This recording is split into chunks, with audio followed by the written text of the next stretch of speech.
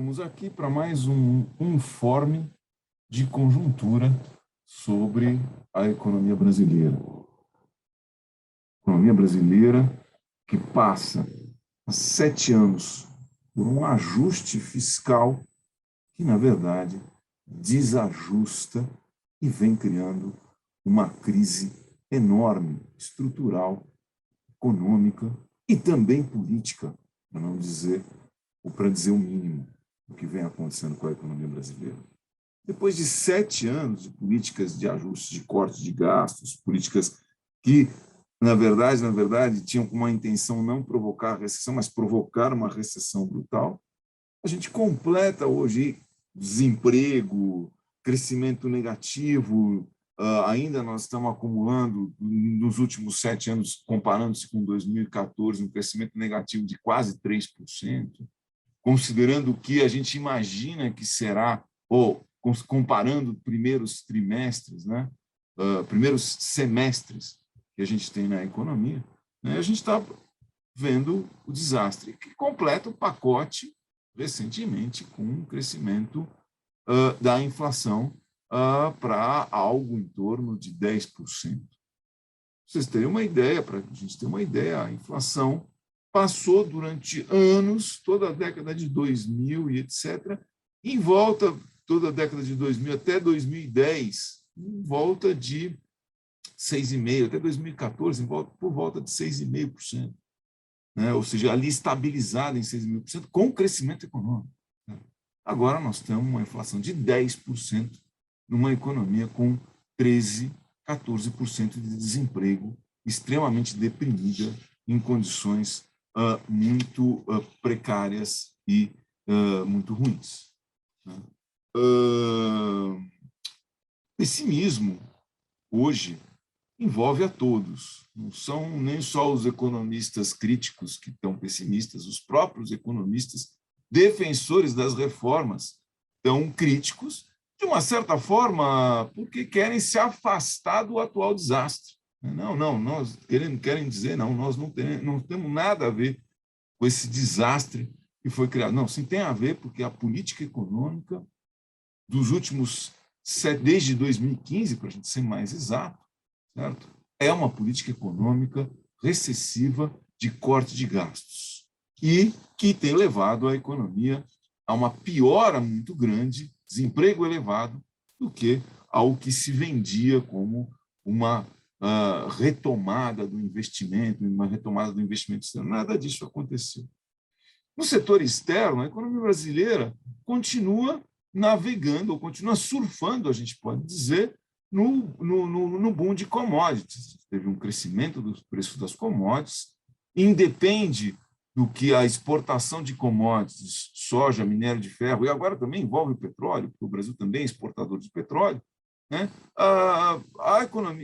As exportações vão sempre bem, porque as exportações dependem da China. Apesar da China ter desacelerado bastante por conta da pandemia, as exportações estão bastante bem e, nesse sentido, sem problema. O problema é que, se a gente retomar algum crescimento, nós não estamos retomando, mas se a gente retomar algum crescimento, o Brasil é hoje muito dependente de importação de produtos, partes, peças e componentes industrializados.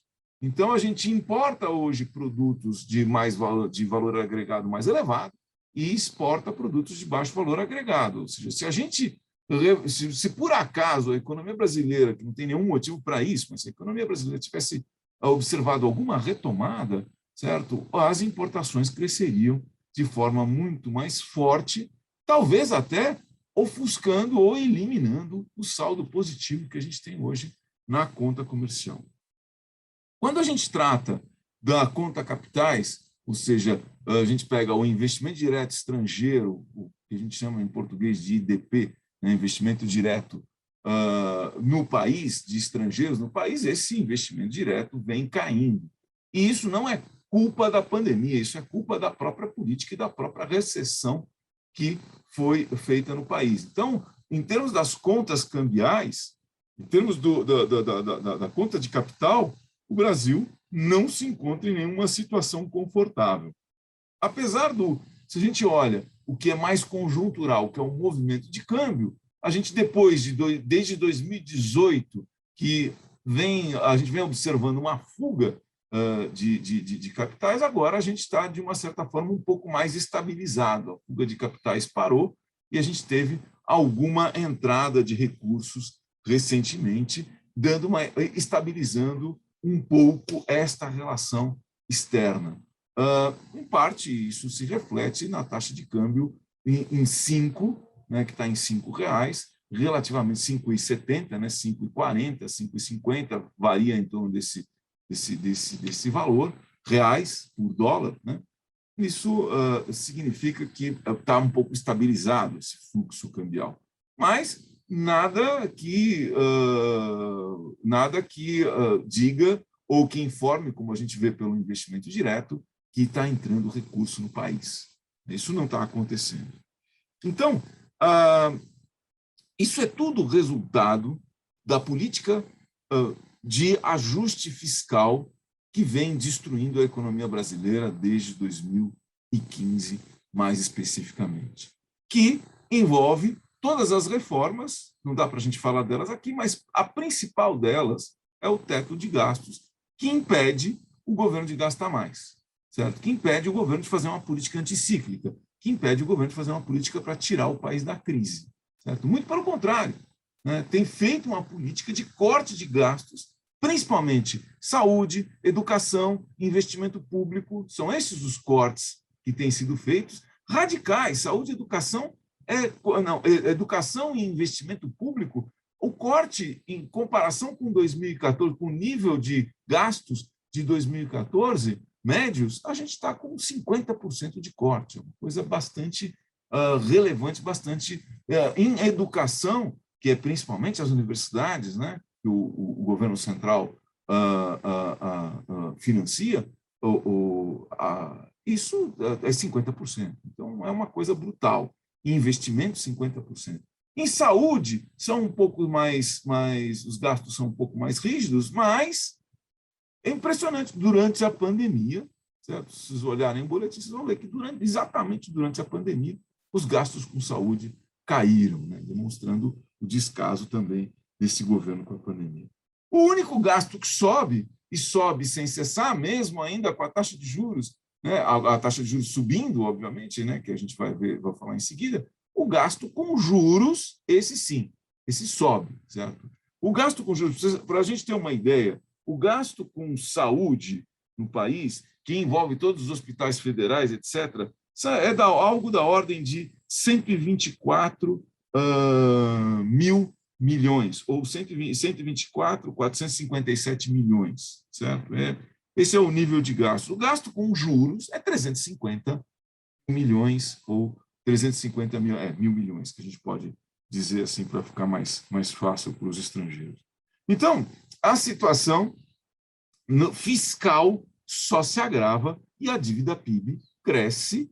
Ela caiu um pouquinho agora por conta do próprio benefício do crescimento da inflação na arrecadação, mas a dívida continua superior a 90% do PIB, chegou a 100%, está 93% do PIB, a relação dívida-PIB, que é um absurdo perto aos 60% que a gente tinha em 2015 e 2014, quando era considerado um nível absurdo, ou seja, o ajuste só desajusta. Para completar o pacote, a gente tem uma explosão inflacionária relevante, 10% ao ano, fazia muitos e muitos anos. A gente teve um choque de preços logo em seguida a 2016, né, em 2016, 2017, por conta, 2015, 2016, por conta do reajuste de tarifas, né, que também não era necessário, mas os preços administrados. Agora a gente não tem um choque de preços administrados, não. Agora a gente tem, por isso que a gente, mesmo em meio à recessão, a gente tem uma inflação elevada, porque agora a gente tem um choque de custos brutal, causado pelo preço do petróleo. A Petrobras é praticamente hoje em dia uma empresa transnacional privada, sob domínio privado. Choque de energia, o Brasil, por conta dos problemas climáticos, alguns ambientalistas dizem por conta do fogo que foi colocado no Pantanal, na Amazônia, o Brasil tem 60% da sua energia gerada através de hidroelétricas, e isso não tem água, então a gente tem que ligar as termoelétricas, que são a gás e carvão, mas principalmente a gás natural, portanto, estão sujeitos aos preços, os preços são em dólar também, então sobe os preços das coisas, né? Fora isso, ainda tem o preço dos alimentos. Como a economia brasileira é exportadora de alimentos, exportadora de commodities, os preços dos alimentos internacionais, a elevação dos preços dos alimentos internacionais se reflete diretamente na elevação dos preços dos alimentos no Brasil, certo? Junta com petróleo, junta com energia, a gente tem 10% de inflação anualizada com a possibilidade de continuar crescendo, mesmo em uma economia extremamente deprimida, com 13%, 13,7% de taxa de desemprego, com capacidade ociosa. Então, é uma coisa que... E com um corte de gastos públicos brutal. Então, essa inflação é uma inflação inesperada na teoria econômica ortodoxa, que se baseia exclusivamente em expectativa, em inflação causada por expectativas. Não, a gente tem uma inflação real, certo? Que é um problema, que era inesperado, e também tem a outra causa, que é a taxa de câmbio, né? A taxa de câmbio. Mas a taxa de câmbio o câmbio vem se desvalorizando, a gente já vem dizendo isso há tempos, né? O câmbio vem se desvalorizando por conta da própria crise criada, certo? Por conta da fuga de capitais, por conta da própria crise criada na economia brasileira. Então, que vem desde a desvalorização cambial, vem desde 2018. Não impactou a inflação antes, porque, desde 2017, na verdade, não impactou a inflação antes, porque a economia estava extremamente deprimida, certo? Mas, mais tempo ou menos tempo, iria impactar. Agora, com essas pressões de custos, de energia, custo do petróleo, etc., a inflação se torna crescente. E não há elevação de taxa de juros capaz de resolver esse problema. Simplesmente vai deprimir uma economia já muito deprimida, com uma inflação que não tem absolutamente nada a ver com a inflação de demanda. Bom, nesse cenário, que rapidamente talvez eu tenha conseguido, mas quem não conseguiu acompanhar o boletim tá divulgado, né, com mais detalhes, é difícil a gente pensar uma perspectiva positiva. Fora esse cenário econômico, a gente tem uma crise política brutal, um governo, certo, que só cria polêmicas e só cria problemas, né? Para a gente ter uma ideia, as próprias elites que apoiaram em 2018 a eleição do governo atual estão se afastando, dizendo, não, nós não temos nada a ver com isso. Tem a ver, claro que tem a ver, e a política econômica é a política da elite, certo? Nesse ponto, não tem como se separar. Mas, como o desastre político ou o institucional criado pelo governo é muito grande, eles tentam se afastar. Mas, curiosamente, não se afastam muito. Por que não se afastam muito? Porque, de uma certa forma, a elite, ou quem governa, ou quem vem, de uma certa forma, defendendo essa política de austeridade nos últimos anos, não quer uma volta do Lula, que é o líder nas pesquisas hoje, não quer isso, quer construir uma terceira via, e não consegue construir uma terceira via.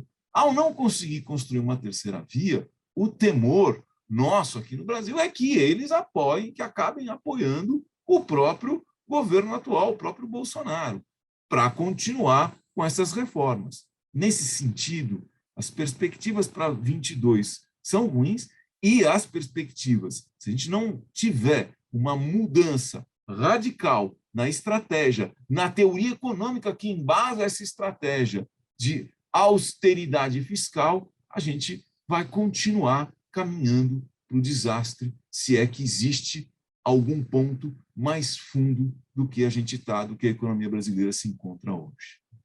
Obrigado.